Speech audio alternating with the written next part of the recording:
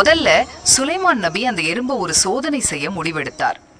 ஒரு வருஷத்துக்கு உனக்கு எவ்வளவு சாப்பாடு தேவை அப்படின்னு அவர் கேட்டப்போ சரியா 3 தானியங்கள் அப்படின்னு அது ரொம்ப உறுதியா சொல்லுச்சு. இத சோதிச்சு பார்க்க அவர் அந்த எறும்ப காத்து உள்ள போற அளவுக்கு ஒரு சின்ன ஓட்டை இருக்கிற பெட்டியில சரியா 3 தானியங்களோட அடைச்சு வச்சார். கொஞ்சம் யோசிச்சு பாருங்களேன், உங்களுக்கு ஒரு வருஷத்துக்கு தேவையான முழு சாப்பாடும் முதல்லயே கிடைச்சிட்டா நீங்க ரொம்ப நிம்மதியா இருப்பீங்க இல்லையா? சரியா ஒரு வருஷம் கழிச்சு பெட்டியை திறந்த சுலைமான் நபிக்கு ஒரு பெரிய ஆச்சரியம் காத்திருந்துச்சு. அந்த எறும்பு தனக்கு கொடுக்கப்பட்ட 3 தானியங்களை வெறும் 1.5 தானியங்களை மட்டும்தான் சாப்பிட்டு இருந்துச்சு. தேவையான முழு சாப்பாடும் கையில இருக்கும்போது அது ஏன் பாதி உணவை மட்டும் சாப்பிட்டு பட்டினியா கிடக்கணும்? இறுதியாக இதுக்கு அந்த எறும்பு கொடுத்த விளக்கம் ரொம்பவே ஆழமானதுங்க.